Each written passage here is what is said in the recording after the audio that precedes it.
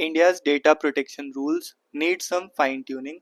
On January 3, 2025, the Ministry of Electronics and Information Technology (MeitY) released the much anticipated draft Digital Personal Data Protection Rules, a key moment in India's journey to regulate digital personal data. This step follows the passage of DPDP Act 2023, bringing India closer to operationalize its framework for safeguarding personal data. The draft rules represent a departure from the earlier and controversial Personal Data Protection Bill, which many deemed was overly restrictive and even hostile to industry interests. The bill underwent an extensive re- reframing, and consultations over nearly a decade, only to be rescinded when committees and government stakeholders wisely decided it was untenable. In contrast, the positive response to the DPDP Act and its accompanying rules, reflected in conversations with businesses and in media coverage, stems from the less prescriptive principles based approach of the rules. Earlier, the Unlike the earlier rush to regulate under the so-called Brussels effect, where global digital rulemaking mirrored the European Union's interventionist regulatory ethos, India has taken a more pragmatic stance. The EU's General Data Protection Regulation (GDPR), once hailed as a gold standard by privacy experts, now faces criticism for unintended consequences, favoring well-resourced corporations, stifling smaller enterprises, and failing to significantly enhance public trust in the Internet. India's measured approach thus far offers a refreshing alternative to Europe's interventionist policies. One of the draft rule's standout features is the principles-based framework for notice and consent. While the GDPR has cumbersome requirements such as notifying users of indirect data acquisition, cross-border data transfers, and automated decision-making progress, India's rules emphasize simplicity and clarity. This helps reduce consent fatigue, a significant issue in Europe, where users are inundated with unnecessary details such as location of data processing information of little practical use. In 2023, European Commission introduced Cookie Pledge initiative to address growing frustration over the incessant consent pop-ups. However, such course correction would have been unnecessary had the EU taken the less invasive approach to regulating user interfaces and consent mechanisms. The very existence of this pledge highlights the burden created by prescriptive regulation. India's DPDP regulations sidestep these pitfalls by focusing on outcomes rather than processes, empowering users without drowning businesses and consumers in unnecessary complexities.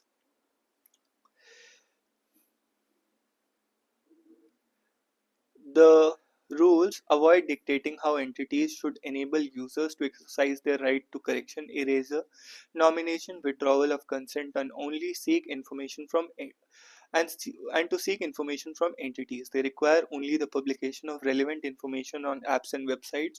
In contrast, the GDPR is prescriptive about how similar information should be presented, including instances where entities may need to provide this information orally to users.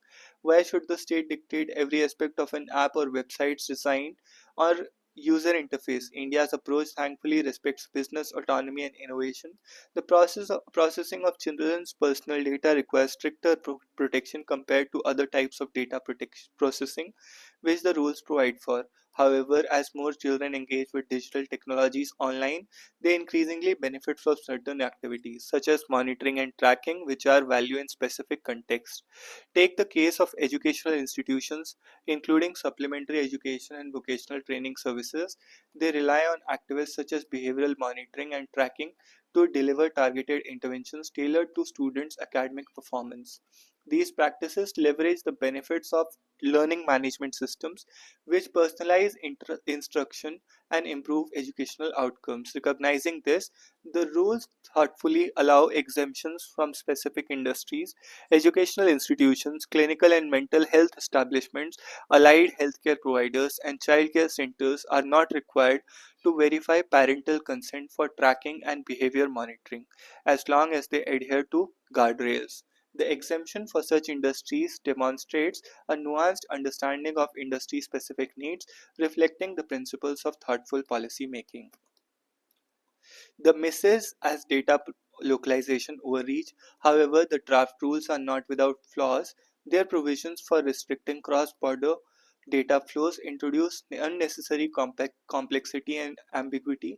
Significant data fiduciaries, large enterprises handling substantial data volumes, face potential localization mandates that extend beyond the legislation's original scope. While the DPDP Act allows the government to restrict personal data transfers, it limits such action to specific notified countries, differentiating between STF and smaller entities. Where the second enjoy relaxed transfer rules for the same data creates the risk of regulatory arbitrage. Smaller entities could exploit the lighter regime to gain an unfair advantage. These inconsistencies may deter investment and drive businesses out of India. The localization provision likely stems from the challenges faced by law enforcement agencies in accessing cross border data for investigations. While these agencies undeniably need to access such data, a narrower sectoral approach to localization could prove more effective than a centralized one. The Reserve Bank of India's 2018 mandate for localizing payment data is prime example of proportionate regulation. Tailored specifically to the financial sector, it effectively addressed legitimate industry concerns without causing too many business disruptions. Applying this approach to personal data could balance security and compliance with economic competitiveness. Some areas still require greater clarity. Businesses need safeguards to verify whether users requesting information about data processing are legitimate. This necessity is acknowledged even in GDPR. However, India's draft rules do not address scenarios where businesses face incessant information requests or provide scope for businesses to charge a reasonable fee or request, which are excessive or even unfounded. A relative ambiguity is whether the government's demand access to sensitive business data. Uh, a related ambiguity is whether the government can demand access to sensitive business data. If so, how will it ensure the protection of such information from falling into the hands of competitors? What if this information is a trade secret? If these gaps highlight the need for thinking over the procedural integrity. What lies ahead, according to IBM, data breaches cost Indian businesses an average of 19.5 crore in 2024. Compliance with data protection laws should not be seen as a regulatory obligation, but as critical to protecting business reputation and ensuring continuity. India must also move beyond reliance on notice and consent mechanisms to safeguard citizens' privacy in future laws. Notice and consent originate from medical profession where they can still be deemed to work effectively in controlled settings. However, environments such as malls, airports, and even beaches, individuals have little opportunity to provide consent. With the convergence of Internet of Things, 5G, and artificial intelligence enabling unprecedented data collection, India must envision privacy frameworks that do not exclusively rely on fallible principle of consent. As public consultations refine the draft rules, prioritizing preservation of the framework's flexibility and industry-specific accommodations is key. This approach will help maintain a balance between innovation, economic growth, and individual rights, something not many jurisdictions have managed to get right. Draft Digital Data Protection Rules and Authoritarianism. In August 2024, India marked 6 years since the KS Puttaswamy judgment reaffirmed privacy as a fundamental right. The Internet Freedom Foundation hosted the annual Privacy Supreme event not as a celebration but as sombre reflection on its unfulfilled promise. Social activist Nikhil Dey shared chilling accounts from Ajmer in Rajasthan on how Aadhaar heralded for efficiency has excluded vulnerable residents from pensions and rations. This grim reality must be central to tech policy discussions, including the Digital Draft Protection Rules 2025. Rulemaking typically fleshes out legislation, ensuring laws passed by Parliament are enforceable while maintaining administrative flexibility. Yet, the draft data protection rules provoke concern on questions of executive overreach and vague governance. Some earlier analysis here bears repetition for these rules are a conscientious pupil in obedience of its master. Here in parent is the Digital Personal Data Protection Act 2023 that was rammed through Parliament as a product of subversion of the democratic process. There is more than mere lack of trust in how the law was created, for its substantive provisions advance a broader policy of total state control, a digital lease to yank us and make us stand in line than to serve the preambular objectives of Constitution of India. Its provisions are deliberately vague, granting broad discretion under the nebulous phrase "as may be prescribed."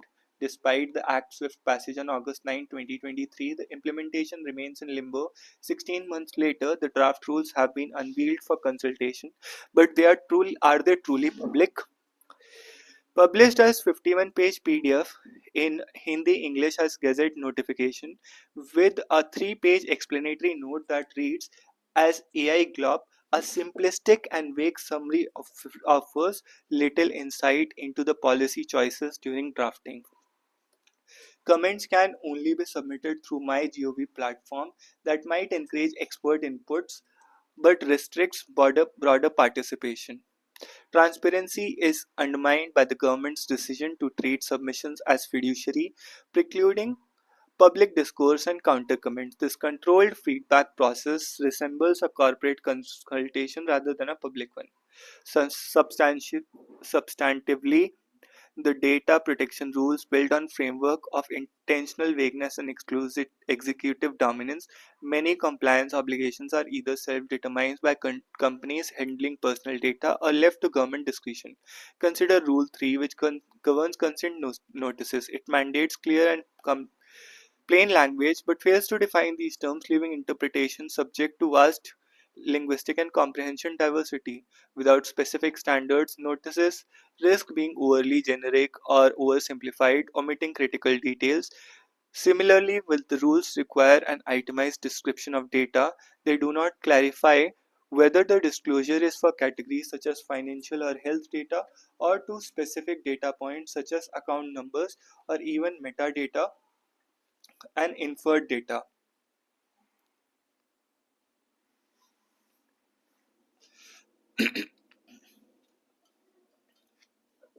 Nor do they define timelines for data breach notifications to users, raising risk for individuals in urgent situations. Such ambiguities, if purely administrative, should have been resolved by the standard setting powers of an independent regulatory authority that does not exist. No independence for Data Protection Act. The vagueness reflects deeper structural flaws. The Act eschews the creation of an independent regulatory body, instead consolidating power within the union government. Though informal interactions and gazette notifications, the government wields unchecked authority over citizens and digital marketplace. Even the Digital Data Protection Board (DPB), which has limited ambit of jurisdiction to adjudicate on breaches, lacks independence. The board's chairperson is selected based on recommendations of search and selection committee chaired by the cabinet secretary, raising critical concerns. How will the committee address critiqueness of political control that plagues similar appointment processes? What value does the search committee offer when it has advanced knowledge that its recommendations are not binding on the union government? Even after its formation, the DPB is hamstrung. Its authority is largely limited to determining data breaches, and its independence is comprised by service conditions of its members to central government employees. This contravenes long-standing recommendations such as 2006 Planning Commission consultation paper on regulation, which emphasized the selection, appointment and removal of chairperson and members should be insulated against any perceived interference or manipulation that may influence the outcome. How will subservient DPB apply data protection effectively? Rule 5 exempts data processing for subsidies from consent requirements. In such cases, there can there be any meaningful accountability? It is not unreasonable to foresee scenarios where DPB may fail to act promptly or effectively, particularly when complaints involve powerful government entities such as UIDAI that handles Aadhaar. It raises fundamental doubts about when it what it means for community organizations that may approach it for redress on user rights for things as simple as getting the data record corrected or to receive rations. Finally, regarding the Rule 22, which contains power of the government to requisition information, there is an absence of limitations and safeguards. As many read this column, they may still wonder why the data protection rules are too late, too little, too weak. The answer may be provided by Mr. Day, who framed his characterization of the digital policies of Indian states with reference to through a looking glass. When Mr. Allies probes Humpty Dumpty on how the same word can have different meanings, his reply captures the core of India's data protection regime. The question is, which is to be the master? That's all.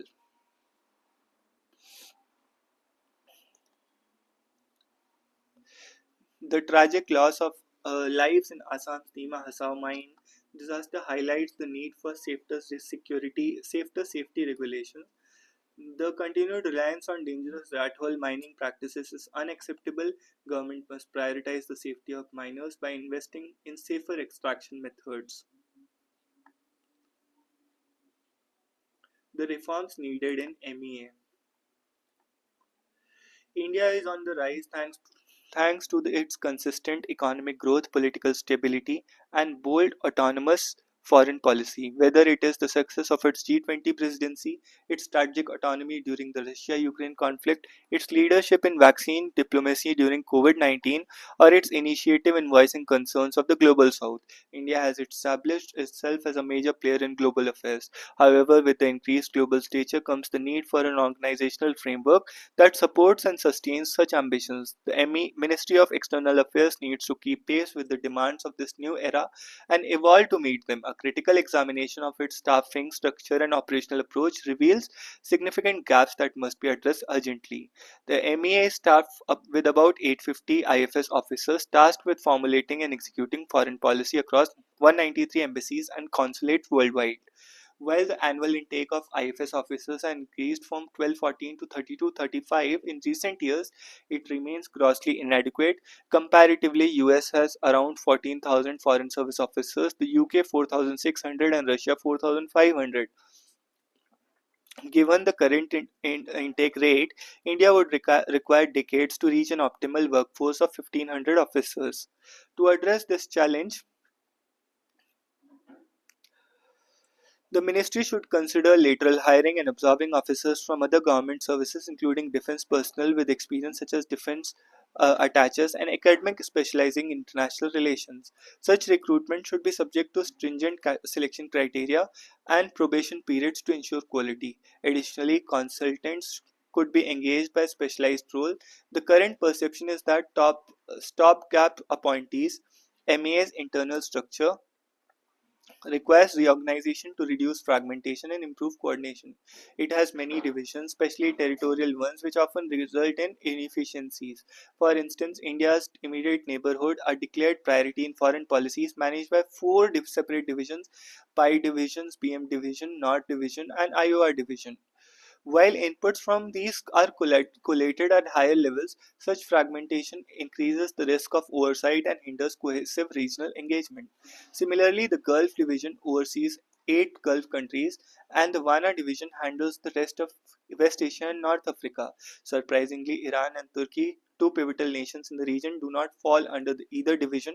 Instead, Turkey is managed by the Central Europe Division, while Iran falls under the PI Division. Many similar misalignments highlight the need for restructuring and consolidating divisions to create more efficient and integrated approach. While officers posted abroad enjoy substantial financing and administrative support, their counterparts in Delhi face significant challenges. Housing facilities have improved but still inadequate to accommodate the growing cadre. Furthermore, financial incentives and allowances for officers posted in India are limited, making domestic postings less appealing than foreign assignments. Providing better housing, medical coverage, and educational facilities for their families could work wonders for the morale of these officers. The MEA has long debated balance between generalist and specialist roles within the IFS. Language skills, a key aspect of diplomatic expertise, often fall victim to rotational posting system. Officers undergo rigorous training in one foreign language during their initial years and are typically posted in countries where that language is spoken. However, subsequent postings do not align with their linguistic expertise, reducing the long-term benefits of this training. To address this, at least one language-trained officer should be posted in each embassy to reduce dependence on interpreters.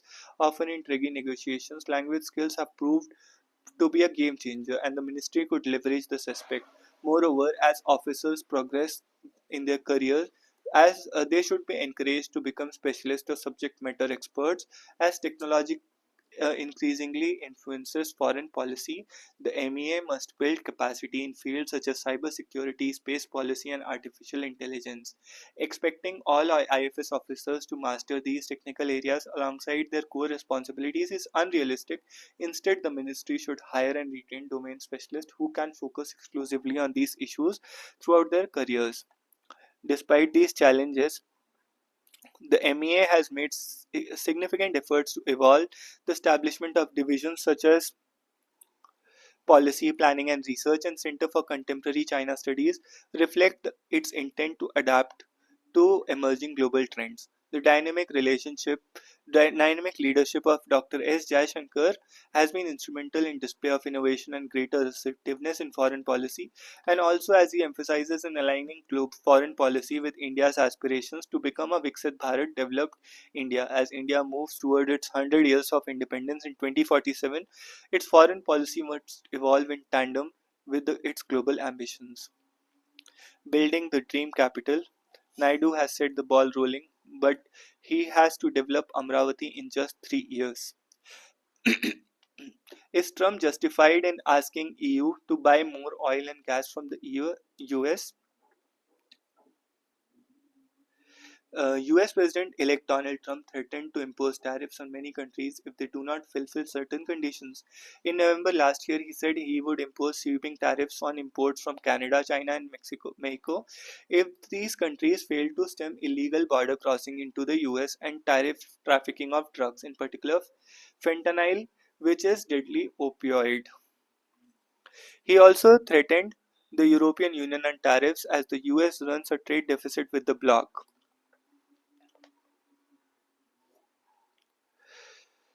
of more than $208.7 billion with the EU at the end of 2023, only second to China, with which it had a trade deficit of 279.4 billion, the third on the list in Mexico. With Canada, US had a trade deficit of $67.9 billion. Chart 1 shows that US's trade deficit with select countries at the end of 23. The other countries which have been threatened with the tariffs are also a part of the list of the countries with which US runs the highest trade deficits.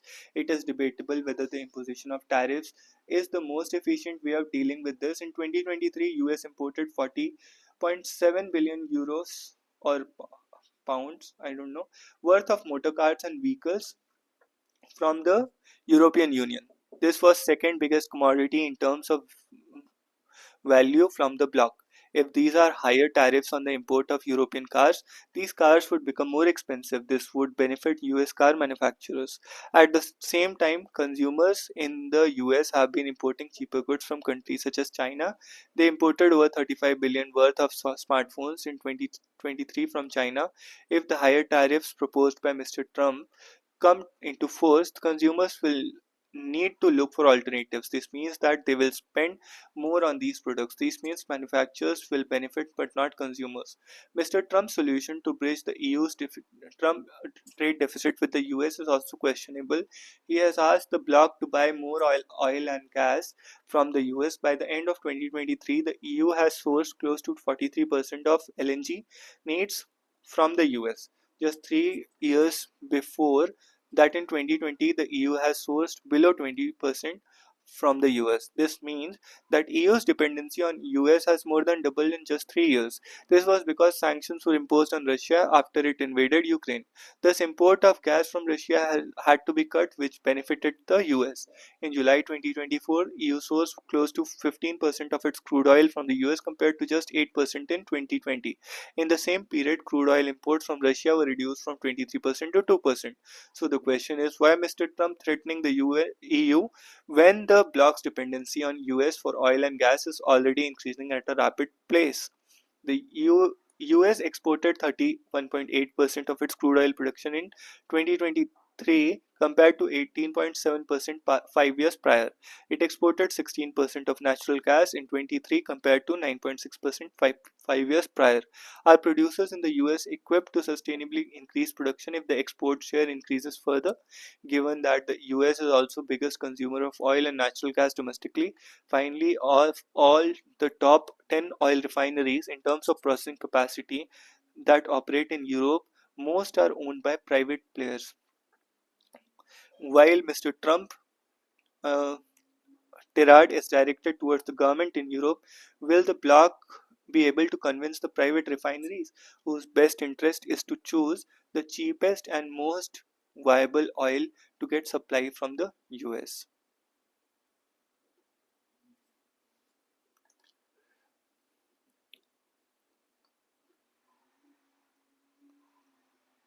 Should voter IDs be linked with Aadhaar? The Aam Aadmi Party and BJP have accused each other of manipulating electoral rolls before the Delhi Assembly elections. The Election Commission has in February 2015 launched the National Electoral Rolls Purification and Authentication Program. In order to This was to address the issue of duplicate entries in the electoral roll and to remove such entries. In order to achieve this, the EC began authenticating EPIC data by linking it with Aadhaar database. It had linked more than 300 million voters in a span of 3 months. However, the Supreme Court in an interim order in August 2015 held that the mandatory use of Aadhaar should be only for welfare schemes and PAN linking.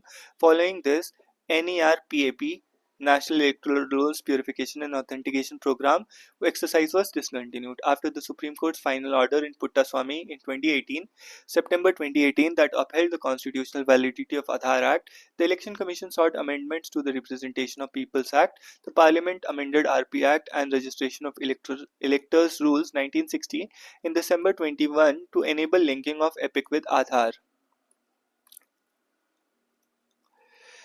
It provided the format in which Aadhaar information may be submitted to the electoral registration officer by a new voter at the time of fresh registration, Form 6, to establish identity, or an existing voter already included in electoral roll, Form 6B, for the purpose of authentication. Any other listed document may be submitted only if the voter is unable to furnish their Aadhaar number because they do not have one. However, However, in order to keep these amendments voluntary in nature, the word may have been used in the amendments. Further, the amendment also specifies that no application for inclusion of name in the electoral roll shall be denied and no entry shall be deleted due to inability of an individual to furnish or intimate the Aadhaar number due to sufficient cost. Such individuals may furnish alternate documents like PAN card, driving license, passport, bank passbook, etc. While the above amendments were challenged in the Supreme Court, the Election Commission September 23 informed the court that submission of the Aadhaar number is not mandatory. It added that it is looking into issuing appropriate clarificatory changes in the forms introduced for this purpose. However, it may be noted that Form 6 and 6P have not been amended till date and they continue to seek the same details before from the applicants. The forms require voters to declare that they do not have Aadhaar number to avoid providing the same. EPIC linkage with the Aadhaar number would definitely help in weeding out duplicate entries that is essential. At present, more than 650 million Aadhaar numbers have been uploaded in the process for finalizing the electoral rolls. However, there are some concerns that this exercise needs to be considered. First, the errors in Aadhaar database, however minuscule, may result in wrongful rejection or deletion of entries from the electoral roll. Second, Aadhaar is only a proof of residence and not a proof of citizenship. Thus, it may not help in removing voters who are not citizens from the electoral roll. It would require a separate effort from the Election Commission. Finally, when the linkages is happened at the back end and a mere mention of the Aadhaar number on the EPIC electoral roll may not by itself be a violation of right to privacy, it may still result in misuse of the electoral rolls if the as the electoral rolls are widely circulated among political parties. The right to vote is a constitutional right and declared so by the Supreme Court in various cases. It is part of basic structure of free and fair elections and cannot be constricted through legislative action. Citizens are the most important stakeholders in a democracy, and any electoral process should gain their confidence. Thus, must be wide publicity about the benefits of linking EPIC and Aadhaar to clean up the electoral roll of duplicate entries, which in turn strengthens the electoral process. Any misplaced concerns amongst voters about the secrecy of their vote being compromised because of this linking should be assuaged. Meanwhile, the forms should be suitably modified without any delay to reflect that providing Aadhaar is not mandatory as per the submission of Election Commission in Supreme Court in 2023. The right to vote is a constitutional right and declared so by Supreme Court in various cases. It is part of the basic structure of free and fair elections and cannot be restricted through legislative action. Election Commission in February 2015 launched the National Electoral Rolls Purification and Authentication Program. This was to address the issue of duplicate entries in the electoral rolls and to remove such entries. EPIC linkage with the respective Aadhaar number would definitely help in weeding out duplicate entries. That is essential. Thank you for listening. See you in the next one.